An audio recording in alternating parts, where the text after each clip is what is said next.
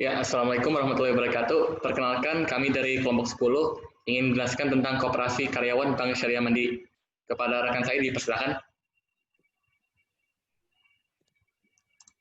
Perkenalkan, saya Rifka Natalia, NIM H1419884, dan saat ini saya akan menjelaskan tentang organisasi dan manajemen dari Koperasi Karyawan Bank Syariah Mandiri.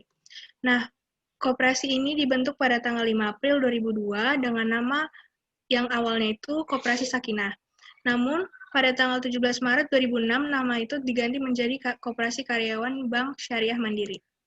Nah, koperasi ini adalah badan usaha yang kegiatan usahanya diarahkan pada bidang usaha yang berkaitan langsung dengan kepentingan anggota, baik menunjang usaha maupun kesejahteraannya. Nah, berikut struktur keanggotaan dari Koperasi Karyawan Bank Syariah Mandiri. Bisa kita lihat. Nah, yang pertama itu ada rapat anggota. Nah, ini merupakan struktur tertinggi dalam struktur organisasi di Koperasi Karyawan BSM.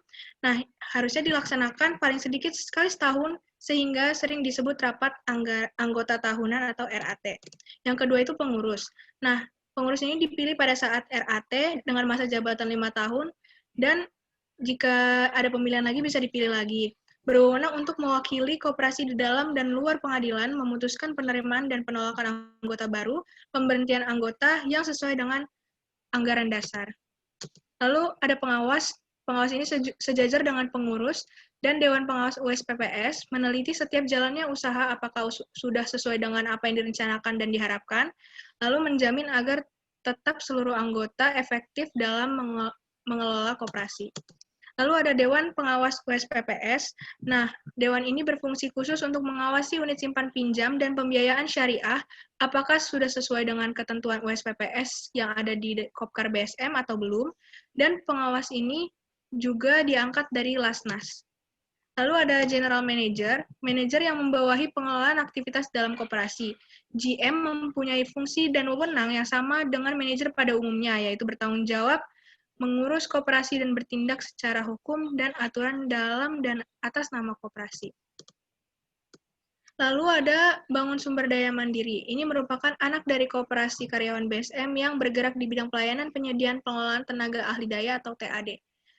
Nah, jadi ini ada alam struktur organisasi Kopkar BSM, Dewan Pengawas, USPPS, pengurus, dan pengawas bertanggung jawab langsung terhadap badan operasional sumber daya mandiri.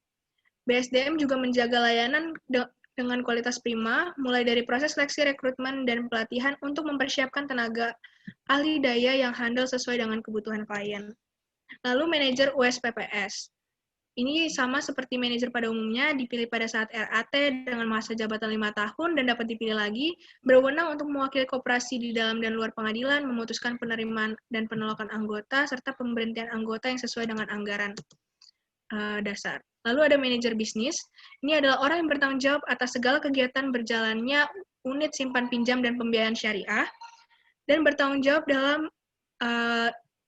terhadap general manager mengenai laporan atas pertanggungjawaban yang telah dilakukan kepada unit simpan pinjam dan pembiayaan syariah. Lalu ada manajer keuangan. Ini adalah orang yang bertanggung jawab atas kegiatan bisnis dan usaha dalam Kopkar, seperti general trading, service, coffee race, dan business development analysis. Lalu ada SDM dan IT. Nah, ini adalah orang yang bertanggung jawab dan memantau atas segala kegiatan yang mengatur keuangan di Kopkar BSM. Nah, terdiri dari 2 komponen, yaitu keuangan, akuntansi, dan pajak. Sedangkan IT itu bertanggung jawab atas segala kegiatan yang memerlukan teknologi maupun informasi, serta pembuatan berbagai macam aplikasi, dan komponen ini terdiri dari development project dan operational production. Lalu ada manajemen dari Koperasi Karyawan BSM.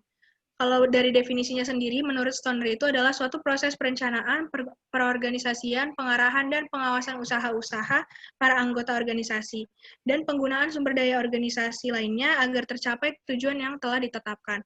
Nah, menurut UU nomor 25 tahun 1992, yang termasuk perangkat organisasi itu, yang sudah kita baca tadi di struktur, yaitu ada rapat anggota, pengurus, dan pengawas. Lalu setiap anggota koperasi juga mempunyai hak dan kewajiban yang sama, Seorang anggota berhak menghadiri rapat anggota dan memberikan suara dalam rapat anggota serta mengemukakan pendapat dan saran kepada pengurus baik di luar maupun di dalam rapat anggota. Anggota juga harus ikut serta mengadakan pengawasan atas jalannya organisasi dan usaha koperasi. Selanjutnya dilanjutkan oleh rekan saya.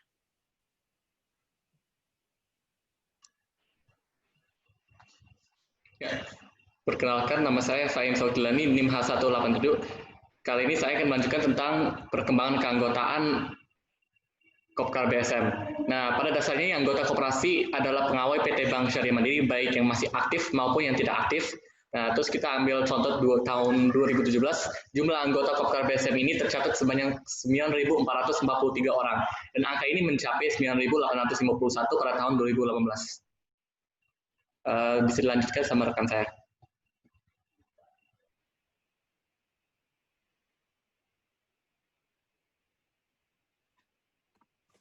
Perkenalkan, nama saya Lila Nur Almianda, NIM H14190088.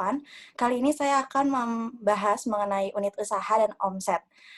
Pendapatan yang di-generate dari penyaluran pembiayaan koperasi karyawan BSM kepada anggotanya ini mengalami kenaikan, yaitu sebesar 13,72% dari periode sebelumnya. Adapun unit usaha yang dikembangkan oleh Koperasi Karyawan BSM, diantaranya yang pertama itu ada PT BSDM atau PT Bangun Sumber Daya Mandiri, yang merupakan salah satu anak perusahaan koperasi karyawan yang berdiri sejak tahun 2012. Kegiatan PT BSDM ini berfokus terhadap pengelolaan tenaga ahli daya, outsourcing, dan general property service.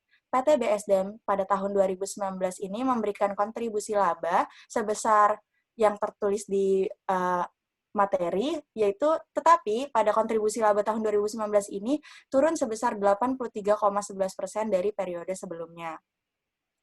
Kemudian, unit usaha yang kedua adalah PT Khazanah Teknologi Indonesia. PT Khazanah Teknologi Indonesia merupakan perusahaan joint venture atau patungan antara karyawan BSM dan PT Muhammad Abdul Aziz Indonesia yang bergerak di bidang layanan teknologi informasi. PT KTI ini pada tahun 2019 memberikan kontribusi laba perdana kepada Koper itu sebesar 272 juta. Nah, jika dibandingkan dengan targetnya, maka pencapaian laba pada PT KTI ini tahun buku 2019 itu hanya tercapai sebesar 60,59%. Kemudian pada unit usaha selanjutnya itu ada GTS atau General Trading and Service, merupakan salah satu unit usaha koperasi karyawan BSM yang bergerak dalam beragam bisnis. Ada 4 bisnis utama dalam GTS, yakni perdagangan umum, rental, jasa umum, dan logistik. Tahun 2019, GTS membukukan pendapatan sebesar 6 miliar, atau naik 88,89% dari tahun 2018. Nah, penyumbang utama dalam pendapatan GTS ini ada pada sektor perdagangan. Kemudian unit usaha berikutnya ada K-Travel, merupakan unit bisnis Kopkar BSM yang meliputi pelayanan jasa tour and travel. K-Travel di tahun 2019 ini membukukan pendapatan sebesar 1 miliar, atau naik 78,87% dari tahun 2018. Kemudian ada Coffee Race. Coffee Race ini merupakan unit usaha yang bergerak di bidang F&B. Coffee Race di tahun 2019 membukukan pendapatan sebesar 2 miliar atau naik 6,21% dari tahun 2018. Kemudian, jika kita rata-rata omset seluruh anggota, jumlah anggota pada tahun 2020 itu tercatat 9.338 anggota. Apabila kita hitung omset rata-rata seluruh anggota, itu mencapai 1 juta per anggota. Sekitar 1 juta per anggota. Untuk materi saya, sekian. Selanjutnya akan dipaparkan oleh teman saya.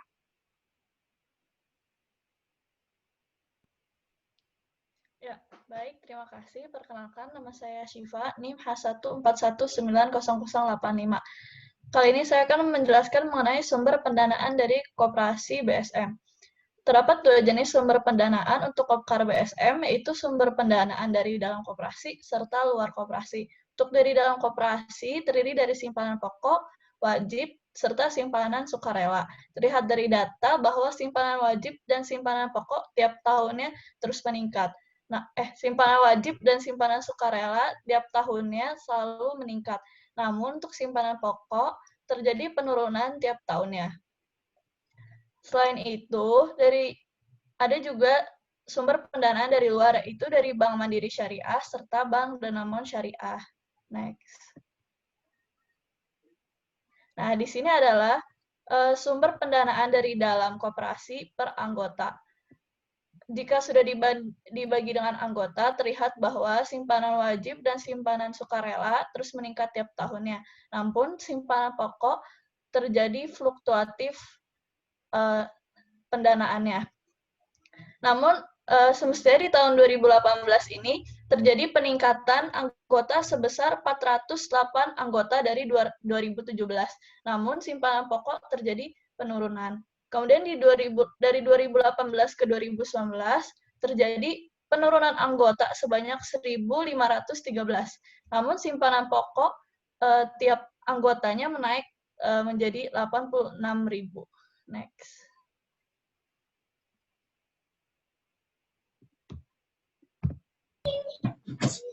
Baik, perkenalkan, nama saya Diona Liza Giovanno Alfi, NIM H141900095. Pada kali ini saya akan menjelaskan tentang perbandingan modal dalam dan modal luar koperasi. Jadi, koperasi karyawan BSM ini menargetkan pertumbuhan dana sebesar 2,4 miliar rupiah atau naik 7,5% dari tahun 2019 yang berasal dari simpanan anggota. Lalu, modal tersebut diperoleh untuk pencapaian target dibutuhkan pertumbuhan pencairan pembiayaan sebesar 45 juta. Sumber dana pencairan tersebut diperoleh dari modal internal dan modal eksternal dengan rincian seperti yang ada di PPT, yaitu sumber dana internal itu sebanyak 24 juta dan itu berasal dari simpanan anggota.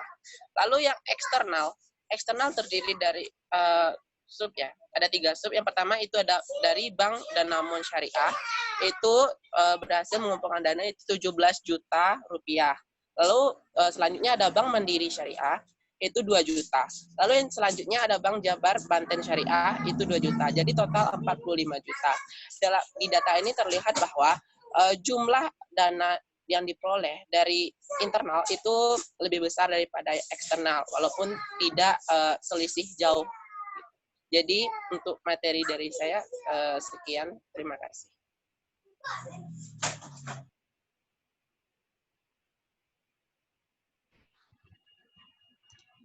Ya, kita ketemu lagi. Sekali lagi, nama saya Fahim Saukilani, NIM H187.